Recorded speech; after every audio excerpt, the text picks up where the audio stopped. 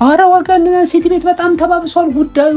ሲቲ ቤት ውስጥ ጋርዲዮላ ለቋል። ከጋርዲዮላ ቀጥሎ ይለቃል ተብሎ የሚታሰበው ኦፊሻሊ ማለት ነው በርናንዶ ሲልቫ አብሮት ለቀቀ። አሁን እንደምታይ ሮድሪ ወደ ማድሪድ ሊሄድ ይችላል። የጭምጭምታ ካምናም ጀምሮ ያለ ነገር ነው። ታዲያ የሪያል ማድሪዱ አዲሱ ፕሬዝዳንት ምን አለ? እኔን ከመረጣችሁኝ የፍሎሬንቲኖ ፔሬዝ የሚሉትን ገሸሽ አድርጋችኋል፣ እኔ ሮድሪንም ሃላንድንም ሁለቱን ማመጣላችኋለሁ፣ ምንም እንዳታስቡዋል። በነገራችን ላይ ማድሪድ ቤት የሚመጡ ፕሬዝዳንቶች የገቡትን ቃል ለመፈጸም ምንም የሚያስቆማቸው ኃይል የለም። ባይዘው ምንም ማለት ነው። ወጥተው ወርደውም ያስፈጽሙታል። የነ ፊጎን ታሪክ በደንብ አስታውሱ። የምሬን ነው የምላችሁና ሲቲ ቤት ውስጥ ከባድ ችግር ነው ገብቶ ያለው። ሲቲዎቹ ምንድነው የሚሻላችሁ? ብዙ የሲቲ ደጋፊዎች ልጆች ስለሆናችሁ ወጣችሁ አይሆንም ምናምን አትበሉ። ማድሪድ ነው ቡድኑ። በእውነት ነው የምላችሁ። ከደበሩ ሙሉ ሲቲን ይወስድባችኋል። እኔ ማድሪድን ስለማውቀው ነው። ስለማላውቀው እኮ ችግር የለም። ለማንኛውም ግን ኦፊሻሊ አዲሱ የማድሪድ ፕሬዝዳንት ነው የሚመጣው ሰው ማለት ነው። ሮድሪና ሃላንድን ቀጥታ ማድሪድ አምጥቻ አጫውታለሁ ብሏል። ገብቷል አይደል? አሁን ምርጫው ይካሄዳል። ይሄ ሰውዬ ካሸነፈ የሲቲ ደጋፊዎች መፍራት አለባችሁ። ዝም ብሎ አይደለም። ገብቷል? እንደ አንዳንድ የአፍሪካ ሀገራት ፖለቲካ አይደለም፣ በአፍ ብቻ አይደለም። እነዚህ ያደርጉታል። ምን ሐሳብ አላችሁ? አይለቅም ምናምን ብላችሁ ልትከራከሩ ነው? እስቲ ሐሳባችሁን አስቀምጡ። ይመቻችሁ። 150 ሚሊዮን የተዘጋጀለት እንግዲህ የማድሪድ ወደ ማድሪድ ይገባል የተባለው ተጫዋች እንግዲህ በፋብሪዚዮ አማካኝነት ታውቋል ማለት ነውና ማይክል ኦሊሴን ነው እንግዲህ ማድሪዶች በ150 ሚሊዮን እናስፈርማለን ብለው ተስፋ እያደረጉ ያሉትና ባየርኖች በበኩላቸው አይደለም በ150 በ200 እንኳን አያዋጣንም እያሉና እኔ ራሱ በግሌ ኦሊሴን ይሸጡታል ብዬ አላስብም። በምንም አይነት ብር ይሸጡታል ብዬ አላስብም። ምክንያቱም በተቻለ አቅም እዛው ማቆየት የሚፈልጉ ይመስለኛል። የሱ ፍላጎት እዛው የመቆየት ከሆነ ማለት ነውና እስኪ እናንተስ ምን ታስባላችሁ? ከክለባችን ሲለቅ መመልከት የሚከብዳችሁ ተጫዋች የቱ ነው? ፎሎ እያደረጋችሁ ሐሳባችሁን ኮሜንት ሴክሽን ላይ አስቀምጡልኝ። መጀመሪያም ጋብሪኤል ማርቲኔሊ እናገኛለን። ጋብሪኤል ማርቲኔሊ በክለባችን ለረጅም ጊዜ ቆይቷል። አሁን ግን ጊዜው ያበቃ ይመስላል። በርካታ የሳውዲ ክለቦች ተጫዋቹን ማስፈረም ይፈልጋሉ። ከዛ በመቀጠል ቤን ዋይት እናገኛለን። ቤን ዋይት ወደ ክለባችን ሲመጣ በጣም ብዙ ወቀሳ የደረሰበት ዝውውር ነበር። ነገር ግን በጉዳት ውስጥ ሆኖ እንኳን ለክለባችን በጣም ብዙ ነገሩን የሰጠ ተጫዋች ነው። አሁን ላይ ኤቨርተን እና ክሪስታል ፓላስ ተጫዋቹን ማስፈረም ይፈልጋሉ። በተጨማሪም ሊያንድሮ ትሮሳርድ እናገኛለን። ሊያንድሮ ትሮሳርድን በጣም በትንሽ ብር ነበር ከብራይተን ማስፈረም የቻልነው። ለክለባችንም እንግዲህ በጣም ወሳኝ የሚባሉ ጎሎችን አስቆጥሩልናል። አሁን ላይ እንግዲህ ቤሺክታሽን ጨምሮ ሁለት የፕሪሚየር ሊግ ክለቦች ተጫዋቹን ማስፈረም ይፈልጋሉ። ይሁም ኢታን ዋኔሪ እናገኛለን። ኢታን ዋኔሪ እንግዲህ በእኛ በአርሰናል ደጋፊዎች ዘንድ በጣም የሚወደድ ተጫዋች ነው ብዬ አስባለሁ። አሁን ላይ ግን በቂ መጫወቻ ጊዜ ለማግኘት ከክለባችን ይለቃል ተብሎ ይታሰባል። ኒውካስትሎችም ተጫዋቹን ለማስፈረም የሚደረገውን ፉክክር እየመሩ ይገኛል። መጨረሻም ጋብሪኤል ሱስ እናገኛለን። ጋብሪኤል ሱስም በክለባችን ለረጅም ጊዜ መቆየት ችሏል። በተለይ ደግሞ ወደ ክለባችን የተዘዋወረ ጊዜ ሲያሳየን የነበረው ብቃት የሚረሳ አይመስለኝም። አሁን ላይ ግን በክለባችን ያለው ጊዜ ያበቃ ይመስላል። ኤሲ ሚላን እና ኤቨርተን ተጫዋቹን ለማስፈረም ፍላጎታቸውን አሳይተዋል። እዚህ ተጫዋቾች በተጨማሪ እነ ክርስቲያን ኖርጋርድ እንዲሁም ደግሞ ኬፓን እናገኛለን። አናዘር ፍሪ ኤጀንት ወየልለው የፉላሙን ተጫዋች ሃሪ ዊልሰንን ነፃ ላይ ነው ደሞዙን ችዬ ወየልለው። ቶተናሞች በዚህ ተጫዋች በጣም የተሳቡ ይገኛሉ። ይሄን ተጫዋች በክረምቱ እንደሚያስፈርሙት ተናግረዋል። ከሳቪኖ ቀጥሎ ማለት ነው። የሳቪኖ ነው የሚቀድመው መጀመሪያ እና ምን ትላላችሁ? በጣም ነው ፉላም ቤት ውስጥ በጣም ነው የሚመቸኝ ልጅ በጣም ነው የሚችለው። በቃ ዘንድሮ ነፃ ዝውውር ነው። በቃ ነፃ እያፈስክ ነፃ ካገኛችሁ ኮሜንት አድርጉልኝ፣ ዴም አድርጉልኝ። ነፃ ካገኛችሁ እሺ፣ ወዬ ነው አለቀ። ይሄ ልጅ ክረምት ላይ ወዬ እንለዋለን።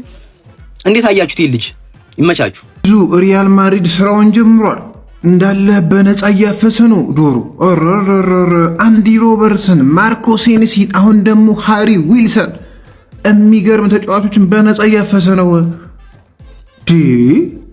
ሪያል ማድሪድ በቃ ራሱ አክቹአሊ በከለርም እኮ አንድ ናቸው፣ ነጭ በሚለብሱት ስራቸውም አንድ ነው። እኔ ግን ማለት ነው ይሄ የዝውውር መስኮት ተከፈተልን ብላችሁ አንዳንድ ክለቦች ማይጠይቅ የምትጠይቁ ማይነካ የምትነኩ አላችሁ እንዴ? ባየር ሙኒክ ምን አስበህ ነው? ለኔ ምን አየህልኝ እንዴ? አንድ ያለን እኮ ሪዮ ነው እኮ ነው አንድ ያለው ሪዮ ነው እንዴ? ሰውየው ሌፍት ራይት ላርጎ ብሎ ዊንግ ያለንን አንድ ተጫዋች መጣ። እንግሞ ምን ማለት ነው? እንግሞ አባቴ ከቻልክ ለኔ ሌላ ስጠኝ። ሌላ ዊንግ ፈልጋለሁ፣ ሌላ ተጨማሪ ዊንግ ፈልጋለሁ እንዴ? አንድ ያለው ለማንኛውም ፋብሪዚዮ ሮማኖን ብትሰማው የተሻለ ነው። አንተቸብል ብለዋል። አንተቸብል አርፋችሁ ቁጭ ብለው አይናችሁን ንቀሩ። ልጁ ኮንትራቱን አራዝሟል። በህግ አምላክ የተጫዋች ጠፍቶ ነው። ማንቸስተር ሲቲ ታላቅ ክለብ ነው፣ ትልቅ አክብሮት አለኝ። ነገር ግን በቀጣይ ዓመት የትኛው ክለብ መጫወት ትፈልጋለህ ካልከኝ መልሴ አርሴናል ነው። ይህን የተናገረው ጣሊያናዊው ኮከብ ሳንድሮ ቶናሊ ነው። ጣሊያናዊው ሱፐርስታር ሳንድሮ ቶናሊ በክረምቱ ዝውውር ስሙ ከአርሴናልና ማንቸስተር ሲቲ ጋር ተያይዞ ስለተነሳ ወሬ ሲናገር በሁለቱ የእንግሊዝ ፕሪሚየር ሊግ ትልልቅ ክለቦች ጋር ስሜ በዝውውር መነሳቱና ሁለቱ ክለቦች እኔን ለማዘዋወር ባላቸው ፍላጎት እውነት ለመናገር ትልቅ ኩራት ይሰማኛል። ሁለቱ ክለቦች በሊጉ ብቻ ሳይሆን በአውሮፓም ካሉ ምርጥ ቡድኖች መካከል ቀዳሚዎቹ ናቸው። ማንቸስተር ሲቲ ታላቅ ክለብ ነው፣ ይህ ምንም ጥያቄ የለውም። እነሱ ስላሳኩት ነገር እኔ በግሌ እጅግ ትልቅ አክብሮት ለማንቸስተር ሲቲ አለኝ። ነገር ግን የትኛው ክለብ መጫወት ትፈልጋለህ ካልከኝ መልሴ አርሴናል ነው። አርሴናል ቡድን ውስጥ መሆን እፈልጋለሁ። ክለቡ ከቅርብ ዓመታት ወዲህ ምን ያህል ጠንካራ ቡድን እንደሆነ ግልጽ ነው። አሁን እኔ የኒውካስትል ተጫዋች ነኝ፣ ነገር ግን በቀጣይ ምን እንደሚፈጠር ማንም አያውቅም ብሏል ቶናሊ። አክሎም ወደዚህ ሊግ ከመጣው ጊዜ ጀምሮ የአርሴናል ፕሮጀክት ያላቸው ፍላጎት ሜዳ ላይ የሚያሳዩት አልሸነፍ ባይነት፣ የደጋፊዎቹ ግለትና የኤሚሬትስ ስታዲየም ድባብ ስመለከት ሁሉም ነገር ፍላጎቴ ወደ ሰሜን ለንደን ይመራኛል። የአርሴናልን የመሃል ሜዳ ሚድፊልድ ተጫዋቾችን ሜዳ ላይ ስመለከትና የተጫዋቾችን እድገት ለውጥና ክለቡ እየሄደበት የሚገኝበትን ትክክለኛ አቅጣጫ ስመለከት ለእኔ የትኛው ቡድን ይሻላል ብትለኝ ለውሳኔ እጅግ በጣም ቀላል ነው። እኔ የዚህ ቡድን አካል መሆን እፈልጋለሁ ሲል ነው የተናገረው። የሳንድሮ ቶናሊን ሀሳብ እንዴት አያችሁት? ሀሳብ አስተያየታችሁን ኮሜንት ሴክሽን ላይ አካፍሉኝ። በነገራችን ላይ ጀሞ ዘንድሮ በክረምቱ ላይ ማለት ነው ይለቃል አርሰናልን ተብሎ እየታሰበ የሚገኘው ኦፊሻሊ ማን ነው? ጋብሪኤል ጀሱስ ነው የመጀመሪያ ደረጃ ላይ ተቀምጠው።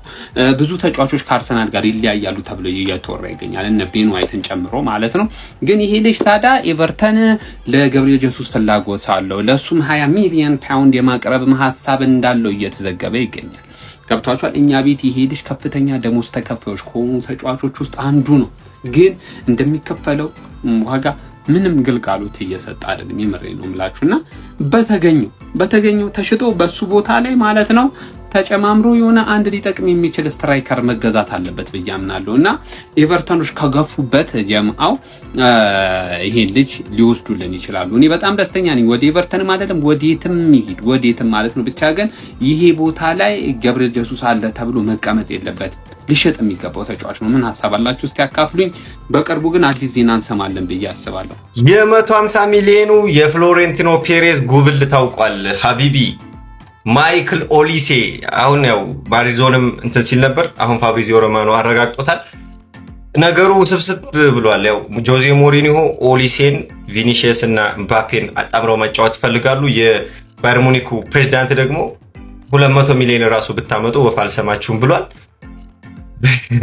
ጭራሽ ውስብስብ ያለ ነገር ነው ያለው። እኔ ግን ደስ ብሎኛል። ጀለስን ቢያገኙ ማድሪድ በጣም ነው ደስ የሚለው።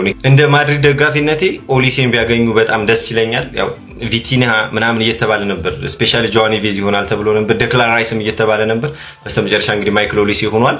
አጃኢበቱን የምናይ ይሆናል ወገን። ኦኬ የሪያል ማድሪዱ ፕሬዚዳንት ፍሎሬንቲኖ ፔሬዝ በሰጡት አስተያየት የማይገመት ተጫዋች ወይም እስከ 150 ሚሊዮን ፓውንድ ሊያወጡበት የሚችል ተጫዋች ሊያስፈረው የሚችሉበት እድል ሰፊ እንደሆነ ተናግረዋል። ወይም ይህንን ጥያቄ ለክለቡ ያቀርባሉ። ማን እንደሆነ ተጫዋቹ ኦፊሻሊ አልተናገሩም። ብዙ ግምቶች አሉ። ከፔጅ ተጫዋቾች እንደነ ክቫራ፣ ደዝሪዶይ እንደዚህ አይነት ስሞች እየተጠቀሱ ነው የሚገኙት። ከባርሴሎና የሆነ ትልቅ ተጫዋች ሊለቅ የሚችልበት ክረምት ነው እየተባለ ይገኛል። ግን እኔ አይመስለኝም። እውነት የማስበውን ተጫዋች አይምሮ ውስጥ ያለውን ተጫዋች በነግራችሁ አማካይ ነው የሚመስለኝ። ሲጀመርም ግን አይምሮ ውስጥ ያለውን ተጫዋች በነግራችሁ እብድነሽ ምናምን ነው የምትሉኝ ሰው አልናገርም። ግን የማስበው ተጫዋች ከሆነ በጣም ነው ሰርፕራይዝ መሆነው። አሮ ነው ያለበት ቡድን ራሱ ይለቀዋል የተጫዋቹን የሚል ግምት የለኝም። ግን በቃ የሆነ ክሬዚ የሆነ ዝውውር ሊፈጽሙ የሚችሉበት ቢያንስ ደግሞ ጥያቄውን ያቀርባሉ ተብሎ ይጠበቃልና ግን እኔ ገመትኩትን ገመታችሁ ከሆነ ማለት ነው ላይክ አደርገዋለሁ ኮሜንቱን። እዚህ ኮሜንት ላይ የገባችሁ ማንን ይመስላችኋል ፍሎሬንቲኖ ፔሬዝ እንደዚህ ያሉትኝ? ኮሜንቶቻችሁን አስቀምጡልኝ ባይ ሰዎችዬ። ፋብሪዚዮ ሮማኖ አረጋግጦታል። 150 ሚሊዮን ፓውንድ የተመደበበት የፔሬዝ እቅድ ነው የተባለው ተጫዋች ማይክል ኦሊሴ መሆኑ ፋብሪዚዮ ሮማኖ አሁን ተናግሯልና ምን ታስባላችሁ በዚህ ጉዳይ? እስቲ ኮሜንት ሴክሽን ላይ ጻፉልኝ። ማድሪድ ያስፈርመዋል ወይስ አያስፈርመውም የሚለውም ማለት ነው። በቃ ኳስ የለም ከዚህ በኋላ ቋጠሮ የለም ብለህ ካሰብክ በጣም ተሳስተሃል። ከዚህ በኋላ ቋጠሮ ይቀጥላል። በዝውውሩ እንቋጥራለን። ምን ሆነሃል?